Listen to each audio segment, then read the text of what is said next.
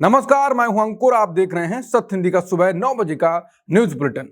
Bulletin की बड़ी खबरें जाने उससे पहले जान लेते हैं 5 बड़ी हेडलाइंस। राम मंदिर चढ़ावा विवाद में कोषाध्यक्ष का बड़ा दावा, बोले मैं अधिकृत हस्ताक्षर करता नहीं।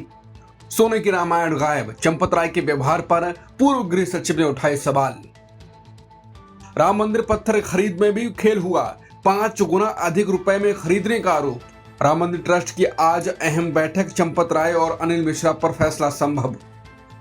दिलजीत दोसांझ की फिल्म सतलुज रिलीज के 2 दिन बाद ओटीटी से हटाई गई। राम मंदिर चढ़ावा चोरी प्रकरण में ट्रस्ट के कोषाध्यक्ष स्वामी गोविंद देवगिरी ने खुद को बेदाग बताया। साथ ही कहा कि न्यासी बनने के बाद से उन्होंने मंदिर के लिए किसी से भी नगद राशि या वस्तु रूप भेंट स्वीकार नहीं की। गोविंद देवगिरी ने कहा कि उनके पास मंदिर की कोई चेक बुक नहीं है और वो अधिकृत हस्ताक्षरकर्ता भी नहीं है। उनके मुताबिक राम मंदिर की ओर से होने वाला भुगतान कैश में नहीं बल्कि सीधे बैंक ट्रांसफर के जरिए होता है। सबसे बड़ा खुलासा चढ़ावा काउंटिंग को लेकर है। गोविंद देवगिरी ने कहा कि राम भक्तों द्वारा हुंडी में चढ़ाए गए चढ़ावे की गिनती वाले क्षेत्र से उनका शुरू से कोई संबंध नहीं रहा। वो पुणे में रहते हैं और कथा प्रवास में रहते हैं, जबकि चढ़ावा गिनना प्रतिदिन का काम है। उन्होंने ये भी कहा कि चढ़ावा गिनने की व्यवस्था स्थानीय न्यासी देखते रहे। काउंटिंग का एसओपी और दिशा निर्देश स्टेट बैंक ऑफ इंडिया के साथ मिलकर स्थानीय स्तर पर ही बनाए गए थे और ये एसओपी उन्हें पिछले महीने पहली बार दिखाया गया। सबसे बड़ा सवाल यह है कि जब कोषाध्यक्ष खुद कह रहे हैं कि चढ़ावा, काउंटिंग, एसओपी और बैंक व्यवस्था से उनका कोई प्रत्यक्ष संबंध नहीं था, तो फिर असली जिम्मेदारी किन स्थानीय न्यासियों और पदाधिकारियों की थी? कहा जा रहा है कि जो कोषाध्यक्ष है उनके साइन नहीं हो रहे थे, तो फिर कोषाध्यक्ष का किस लिए काम होता है? यानी सारा काम चंपत राय और अनिल मिश्रा संभाल रहे थे क्या? रामलला को दी सोने की रामायण, अब हिसाब नहीं मिल रहा है। पूर्व केंद्रीय गृह सचिव एस लक्ष्मी नारायण ने यह दावा किया। राम मंदिर चढ़ावा और दान विवाद के बीच भारत सरकार के पूर्व केंद्रीय गृह सचिव एस लक्ष्मी नारायण ने कहा है कि उनके परिवार ने पूरी श्रद्धा और आस्था के साथ 24 कैरेट सोने से बनी रामचरितमानस रामलला को अर्पित की थी, जिसकी लागत करीब 5 करोड़ रुपए थी। उन्होंने दावा किया कि राम नवमी के पहले दिन इसे राम मंदिर में रखवाया गया था और करीब 4 से 5 महीने तक वो मंदिर परिसर में रही, लेकिन बाद में उसे गार्ड रूम में रख दिया गया।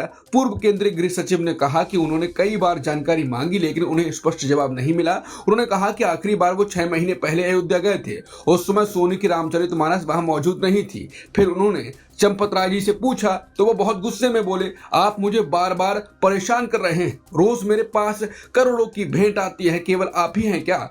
इसमें मैं कुछ नहीं कर सकता। क्या राम मंदिर के पत्थरों में भी घोटाला किया गया? दरअसल राजस्थान के दिलीप सिंह राठौड़, जिनकी पत्थरों की खान है, उन्होंने अभिषेक उपाध्याय को दिए इंटरव्यू में दावा किया है कि पत्थरों में 5 गुना का घोटाला हुआ। उन्होंने कहा कि वो मंदिर के लिए पत्थर फ्री देने की पेशकश कर रहे थे और ट्रस्ट वालों से मेल के जरिए बात हुई थी, लेकिन पत्थर उनसे नहीं लिया गया। वो दावा कर रहे हैं कि जो पत्थर उनके यहाँ से 100 रुपए में मिल जाता, वो 500 रुपए में लिया गया। वो दावा कर रहे हैं कि उन्होंने कुछ कहने की कोशिश की तो धमकाया भी गया।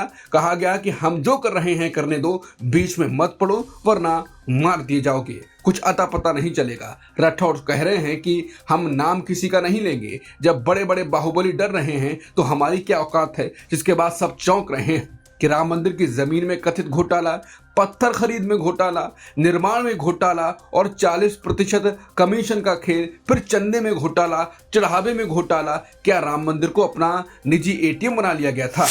राम मंदिर में चढ़ावा चोरी विवाद के बीच राम मंदिर के शिखर पर फहराया गया ध्वज का डिजाइन करने वाले ललित मिश्रा ने चंपत राय पर गंभीर आरोप लगाए। अभिषेक उपाध्याय से बात करते हुए ललित मिश्रा ने कहा कि चंपत राय होटल, जमीन की डील करते थे। उन्होंने कहा कि वो जितनी बार मिलने गए उन्होंने अपनी आंखों से देखा। बता दें, ललित मिश्रा के डिजाइन किए गए ध्वज का ही पीएम मोदी ने पिछले साल नवंबर में राम मंदिर पर ध्वजारोहण किया था।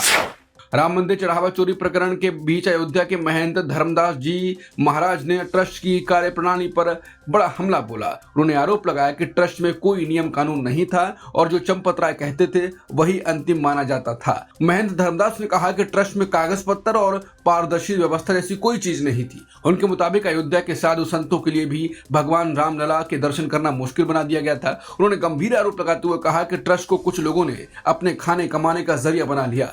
महंत धर्मदास ने कहा कि भगवान ऐसे लोगों को दंड जरूर देगा।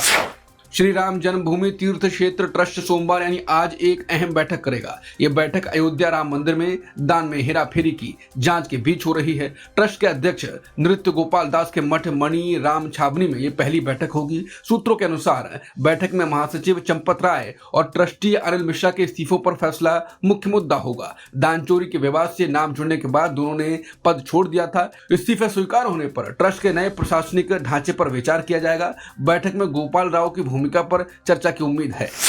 वीएचपी ने एसआईटी को पत्र लिखकर विपक्षी नेताओं से दान चोरी के सबूत मांगे हैं। वीएचपी अध्यक्ष आलोक कुमार ने एसआईटी को एक पत्र लिखकर मांग की है कि आरोप लगाने वाले विपक्षी नेताओं से पूछताछ होनी चाहिए। वीएचपी ने रामगोपाल यादव, अरविंद केजरीवाल, संजय सिंह और प्रियंका गांधी का नाम लिया। ये सभी नेता मंदिर में करोड़ों की चोरी का दावा कर रहे थे। वीएचपी का कहना है कि अगर इनके पास सबूत हैं तो वो एसआईटी के सामने रखें। अगर आरोप बेबुनियाद निकले तो कानून अपना काम करेगा और कार्रवाई होगी। इस मांग पर कांग्रेस ने पलटवार करते हुए तीखा जवाब दिया। पवन खेड़ा ने कहा कि वीएचपी अपने ही नेताओं से सवाल क्यों नहीं पूछ रही। पवन खेड़ा ने कहा कि मतलब चोरी कोई और करे और सबूत कोई और दे। सच्चाई यही है कि चोरों को पकड़ना इनकी नियत में ही नहीं है। इनकी नियत हमेशा की तरह हिंदू समाज को भावनात्मक रूप से बरगलाकर खुद की दुकानें चलाना है। विवादों में घिरी दिलजीत दोसांझ की फिल्म सतलुज रिलीज के 2 दिन बाद ये ZEE5 से हटा दी गई। यह फिल्म मानवाधिकार कार्यकर्ता जसवंत सिंह खालरा के जीवन पर आधारित है। पहले इस फिल्म का नाम पंजाब 95 था और ये लंबे समय से सेंसर विवादों में फंसी थी। सेंसर बोर्ड ने फिल्म में 127 कट लगाने की मांग की। फिल्म निर्माताओं ने इसे OTT पर रिलीज किया। फिर ZEE5 ने आधिकारिक बयान में कहा कि फिल्म को फिलहाल रोका गया है। प्लेटफॉर्म ने कहा है कि वो इसे दोबारा वापस लाने के लिए कानूनी रास्ते तलाश रहे हैं। हालांकि फिल्म को हटाने की ठोस वजह अभी साफ नहीं बताई गई है। दिलजीत दोसांझ ने भी सोशल मीडिया पर इसे लेकर अपना कड़ा विरोध दर्ज कराया। ग्लोबल पासपोर्ट इंडेक्स 2026 में भारत एक पायदान फिसलकर 125वें स्थान पर पहुंच गया है। पिछले साल भारत 124वें स्थान पर था, लेकिन इस बार स्थिति कमजोर हुई। भारतीय पासपोर्ट धारकों को अब केवल 26 देशों में बिना वीजा या वीजा ऑन अराइवल की सुविधा मिलती है। अमेरिका, ब्रिटेन और चीन जैसे 88 देशों में जाने के लिए भारतीयों को अभी भी वीजा की जरूरत पड़ती है। पड़ोसी देशों की बात करें तो चीन 104वें नंबर पर है, जो भारत से काफी आगे है। जंतर मंतर पर चल रहे प्रदर्शन का आज 16वां दिन है। शिक्षा मंत्री धर्मेंद्र प्रधान के इस्तीफे की मांग को लेकर कोकुर जनता पार्टी डटी है। इसी आंदोलन के बीच सोनम वांगचुक की भूख हड़ताल का 8वां दिन है। डॉक्टर बता रहे हैं कि उनकी सेहत लगातार गिर रही है। उनका वजन 6 किलो कम हो चुका है और शुगर लेवल भी गिर गया है। प्रदर्शनकारियों का कहना है कि पेपर लीक ने छात्रों का भविष्य बर्बाद कर दिया है। फुटबॉल के दिग्गज खिलाड़ी नेमार ने अंतर्राष्ट्रीय फुटबॉल को हमेशा के लिए अलविदा कह दिया। वर्ल्ड कप के राउंड ऑफ 16 में ब्राजील को नॉर्वे से 2-1 की हार मिली। इस हार के बाद 34 वर्षीय नेमार भावुक हो गए और संन्यास का ऐलान कर दिया। उन्होंने कहा कि उनका सफर उसी मेटालाइफ स्टेडियम में खत्म हुआ जहां से शुरू हुआ था। नेमार ने अगस्त 2010 में अमेरिका के खिलाफ इसी मैदान पर डेब्यू किया था।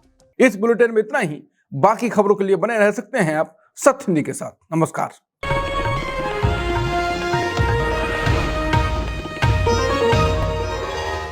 Copyright disclaimer under Section 107 of the Copyright Act 1976. Allowance is made for fair use for purposes such as criticism, comment, news reporting, scholarship, and research. Fair use is a use permitted by copyright statute that might otherwise be infringing.